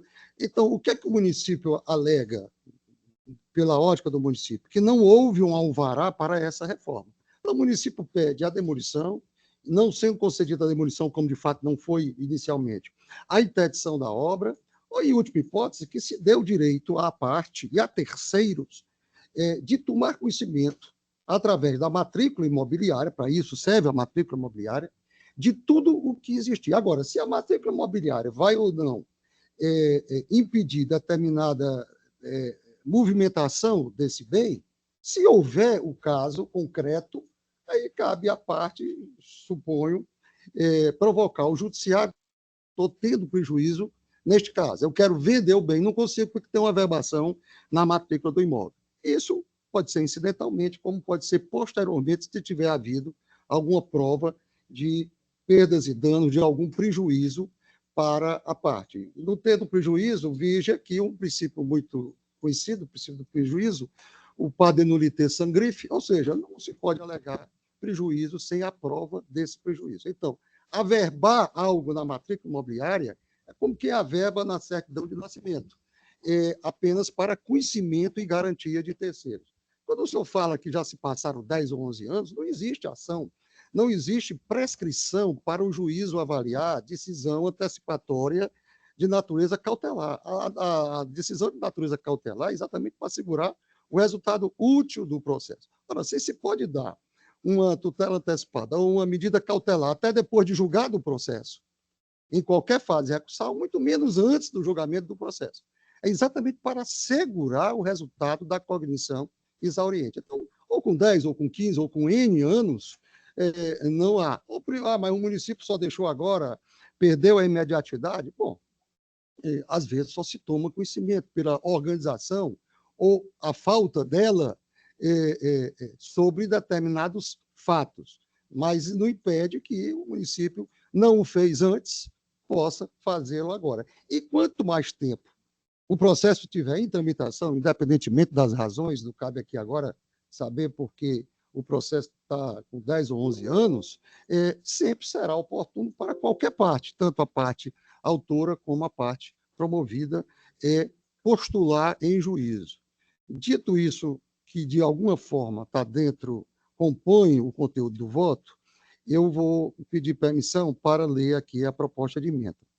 Administrativo, agravo de instrumento em ação demolitória, anotação na matrícula do imóvel acerca da existência do processo, possibilidade, ausência de prejuízo às partes, agravo de instrumento conhecido e desprovido. Caso em exame, agravo de instrumento contra a decisão interlocutória que deferiu, em parte, a tutela de urgência. E por que, em parte? porque não deferiu a demolição do imóvel, apenas a averbação junto à matrícula, a fim de determinar a averbação da matrícula do imóvel objeto dos autos, da existência do presente processo e da sua natureza. A questão em discussão consiste em saber se agiu com acerto o juízo singular ao determinar a anotação da existência do feito originário na matrícula do bem em litígio. Razões de decidir. Admite-se a averbação da existência de ação em tramitação na matrícula de imóvel objeto do litígio com a finalidade de resguardar terceiros de boa-fé, sobretudo diante de documentos que evidenciam a probabilidade do direito autoral. A medida, ainda que ordenada após considerável lapso, foi justificada pelo magistrado da qual, não importando prejuízo às partes, pois traduz apenas a expressão da verdade, não interferindo no direito de propriedade ou do possuidor. Agravo de instrumento conhecido e desprovido. É como voto, presidente. Obrigada, excelência. Desembargador Durval, como vota? Eu concordo com o relator, embora eu tenha algumas dúvidas, mas aí as dúvidas que eu tenho, desembargador, ainda mais colega, justamente será antecipado. Ministério de apelação. Uma instrução, né? Essa tutela de urgência que também... Me deixa incomodado, mas é assim mesmo, Vossa Excelência falou, né, sobre isso. Com relator, senhora presidente. Perfeito, desembargador Inácio. O agravo, a decisão é resumida. Perfeito. É sobre o ato. Então não há porque se indagar mais alguma coisa. O desembargador do nosso querido desembargador convocado, colega dele, votou como manda lá na expressão popular o figurino. Por isso que eu acompanho. Esse agravo não, e ele está colocando o direito, Você tem que, o julgador tem que resumir aquilo que foi questionado. Sim. Porque senão vai ter surpresa às partes no julgamento. Com certeza. E por isso mesmo incidentes. Pois é, senhora presidente. Obrigada, excelências. Diante da manifestação dos eminentes pares, o julgamento do presente agravo fica assim constituído. Agravo de instrumento conhecido e desprovido à unanimidade. Agora nós passamos ao PJE de número 28, de relatoria de Vossa Excelência, eminente desembargador Inácio. Aqui nós temos uma apelação civil sob o número 017474, dígito 67, 2018, o final, uma sequência de 301, em que é apelante Banco Santander Brasil S.A. e apelado município de Fortaleza. É o doutor José Messias de Mesquita. Por favor, confirmando só a OAB, doutor. 47.259. Positivo, Excelência. Muito obrigada. Vossa Excelência vai ter agora um quadro que fica computando os 15 minutos para a sustentação oral. Perfeito, Excelência. Muito obrigado. Dispensa a leitura do relatório, doutor? Por favor, Excelência. Muito obrigada. Pois pode fazer uso. Boa tarde a todos. Senhora presidente, boa tarde. Senhores desembargadores e desembargadoras, os demais presentes na sessão, uma boa tarde, em especial ao eminente relator do presente processo. Eminente relator, o presente processo, ele trata-se de uma ação anulatória, onde, inicialmente, na verdade, é uma apelação, mas a sua origem é uma ação anulatória, onde o Banco Santander ele protocoliza essa peça, né, requerendo que seja deferida uma tutela de urgência para fim de suspensão de uma exigibilidade de uma multa imposta no processo administrativo, que seja reformulada em face do próprio PROCON, no município de Fortaleza, que haja a exclusão do pagamento dessa multa e os demais pedidos. Sendo que há uma decisão, uma sentença, onde foi prolatada pelo juízo de primeiro grau, uma sentença já no próprio PJE, onde o juízo decide que o pleito foi totalmente improcedente. Né? Diante deste motivo, é que o próprio Banco Santander ele propôs uma apelação.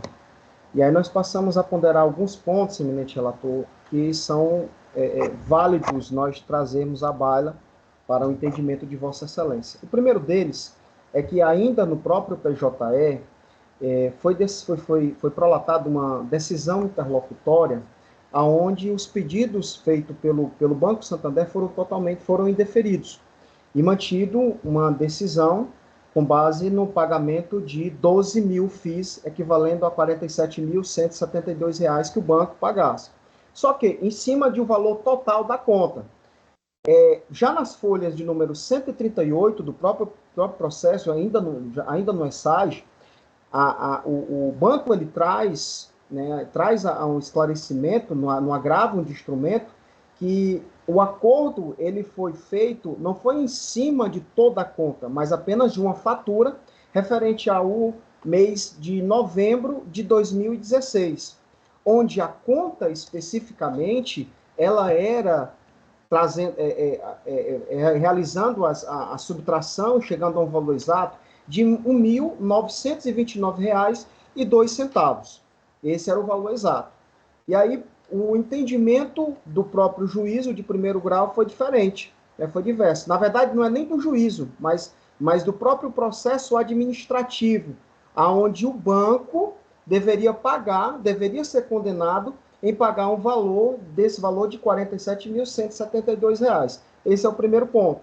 O segundo ponto, que o banco, ele constantemente, ele reforça, tanto na decisão, tanto no agravo de instrumento, como na sua peça inicial, é a questão da razoabilidade e da proporcionalidade.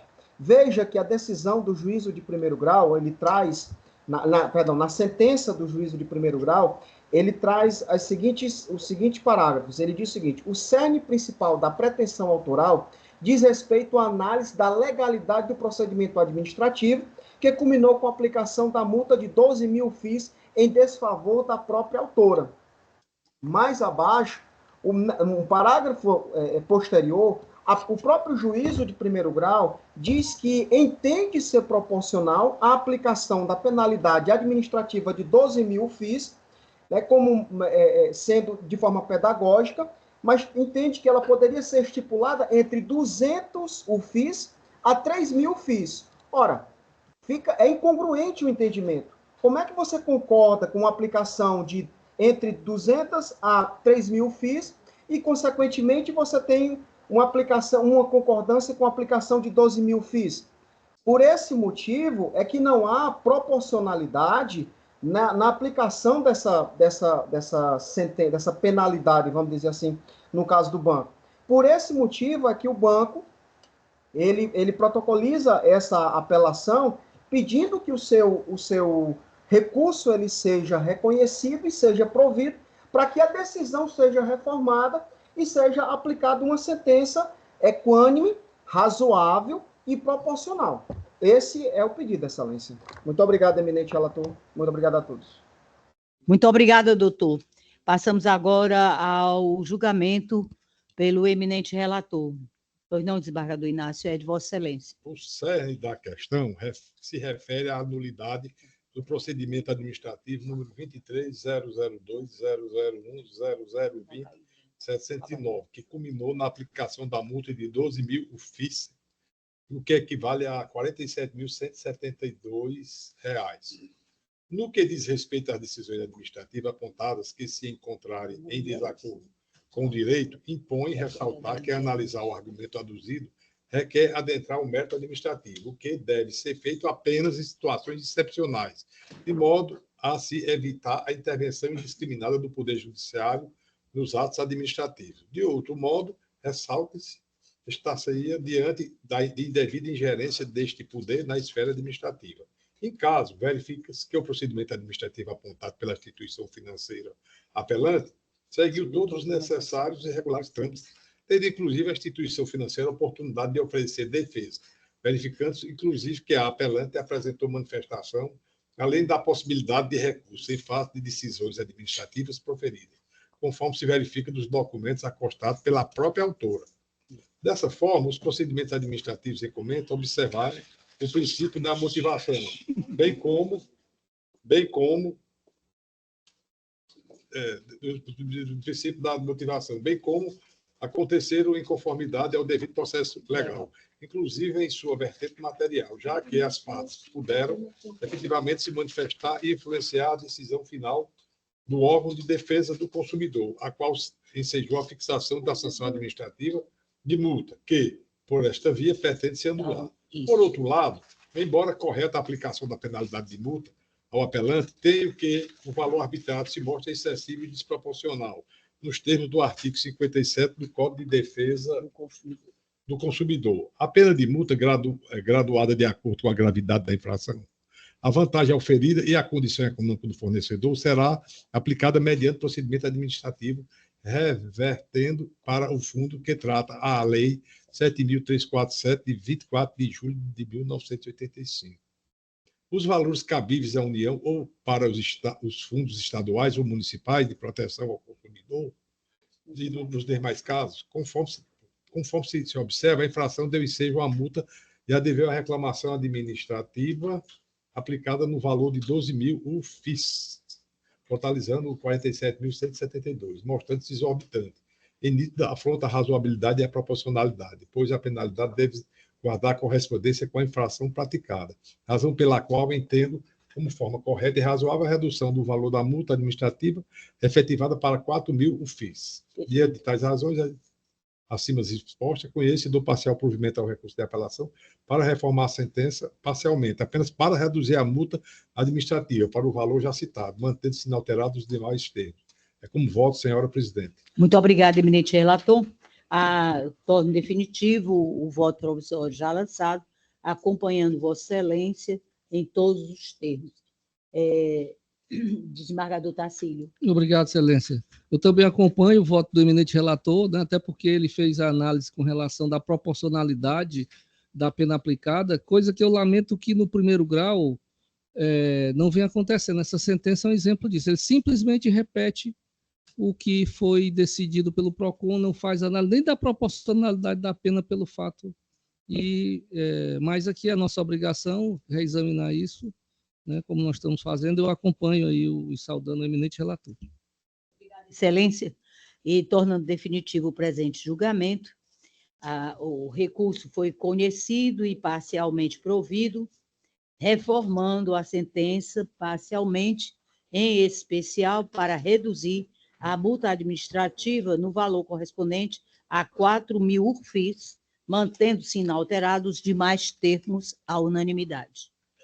Fim dos processos com sustentação oral, nós não temos nenhum pedido de preferência sem sustentação oral. Eu indago dos eminentes pares se Vossas Excelências confirmam já os votos provisórios devidamente lançados. Confirmo, senhora presidente. Eu também confirmo. Senhora. Também, desembargador Tacílio, nosso doutor. Também confirmo. Eu, igualmente, confirmo todos os votos provisórios já lançados na análise dos demais recursos. E, assim, para os processos extra-pauta de relatoria do eminente desembargador Inácio de Alencar Cortez Neto, em especial o 140 na plataforma PJE, nós temos um conflito de competência civil sobre o número 0156542 de 50/2013, onde Sua Excelência define como sendo competente o juízo suscitado. Perfeito, Excelência? E isso foi à unanimidade, consoante já demonstrado na presente sessão. De relatoria do eminente colega, doutor João Everardo Matos Birman, nós temos na plataforma PJE o 141, o 142 e o 143. Todos, o primeiro trata-se de um conflito de competência civil, em que, todos os três são embargos de declaração, correto? Pronto. E todos eles, a unanimidade, conhecidos e rejeitados. Confere? Confere, presidente. Muito obrigada, Excelência. Aqui nós passamos agora, ainda como processo em pauta, na plataforma SAGE, de relatoria do eminente desembargador Durval Aires Filho, vai do 1 ao 26. Na nossa pauta é Perfeitamente. perfeito. E como já outrora ressalvado, foi retirado de pauta o número 14, que já foi devidamente anunciado. 26. Aqui é no, perdão, desembargador, é só para o PJE. Esses de 1 a 26 estão todos corretos. julgados. É, Perfeito? Obrigada, doutora. Aqui o desembargador Inácio de Alencar Cortes Neto é do 27 ao 54, todos devidamente julgados. Sob nossa relatoria, o 55 ao 66, também todos julgados. O do desembargador Tarcílio é de 67 a 68, perfeito? O nosso eminente colega, doutor João Everardo Matos Birman, vai do 69 a 74. Está correto, excelência? Pode ficar à vontade. Ok. Ok? Também já julgados. Na plataforma PJE, é que nós temos aqui, do eminente desembargador Aires Filho, o de 1 a 16, que somente não foi julgado porque retirado de pauta o de número 14. Os demais foram julgados. Todos à unanimidade. O desembargador Inácio de Alencar Cortes Neto, do 17 a 65. Correto, excelência? Correto. Sob nossa relatoria, nós temos do 66 pautados, do 66 ao 92. E, por motivo de saúde, eu atendi a postulação da eminente advogada, é o de número 91, apelação cível sob o número 19369, dígito 29, 2017, final 0070. Sua Excelência foi submetida à esterectomia total e só retorna com 60 dias. Sim. Então, ela é a única advogada constituída, eu atendi a postulação. Do eminente desembargador José Tacílio Souza da Silva, do 93 ao 109. Perfeito, Excelência? Do eminente juiz convocado e agora nosso desembargador, nem que seja pela convocação. Provisório. Que provisório. É João Everardo Matos Birman, do 110 a 139, com a exceção do 112, 117, 118, 122, 139, que foram retirados de pauta, e o 120 e o 138, que foram adiados. Esses dois últimos serão pautados normalmente para o dia 11 do mês fluente, correto? Correto, presidente. Então, pronto. Nós estamos aqui ainda dando... Pessoa, eu vou te dar um remedinho para te acalmar. O que ela está necessitando? Querendo que eu incesse indagar do senhor se tem algum voto, alguma expressão que seja justificada. Pois ela não queria que o senhor falasse. Queria não, mas imagina. Senhora presidente, eu queria parabenizar o professor Tales de Sá Cavalcante, perfeito, educador e nosso presidente da Academia Cearense de Letras, porque ele foi condecorado como sócio emérito da Associação dos Engenheiros do ITA, né, do Instituto de Tecnologia de Aeronáutica, que agora se instala também por causa dele, porque grande o colégio dele, a instituição dele, é responsável pela aprovação maior no Brasil inteiro, e ele agora é sócio emérito, né, dessa associação, que já é longa, porque o meu tem um vizinho, tem 2 vizinhos meus que são do ITA, né? É muito importante. Queria fazer esse registro, submeter a volta aqui dos demais colegas. Bem seguros. Tá certo. Submeter aos colegas e dizer à secretária que eu levo isso em mãos, porque perfeito, a nossa reunião vai ser ainda nessa semana. Tranquilo. Perfeito. Alguma rejeição quanto ao voto apresentado? Não, todos acompanham? Me acosto. Acompanho. Perfeito. Então, será devidamente encaminhada a nossa moção e com o mérito que seu engenheiro efetivamente merece, né? O nosso cidadão... Engenheiro e educador. Perfeito. tem duas qualificações. Da nossa doutora Procuradoria, tem alguma manifestação? Não, doutora, eu só queria me explicar que eu botei no silencioso. Oh, meu Deus! Eu não sei. Eu ouvi o doutor, eu peço desculpas, mas foi ele, porque eu não sei mexer. De vez em quando o meu dá esse probleminha também. Eu sinto vontade de jogar fora, mas a gente não pode, né?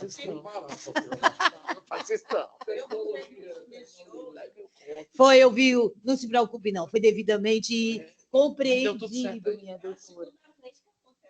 Mas, doutora, um é pouco, dois é bom, três é que é demais.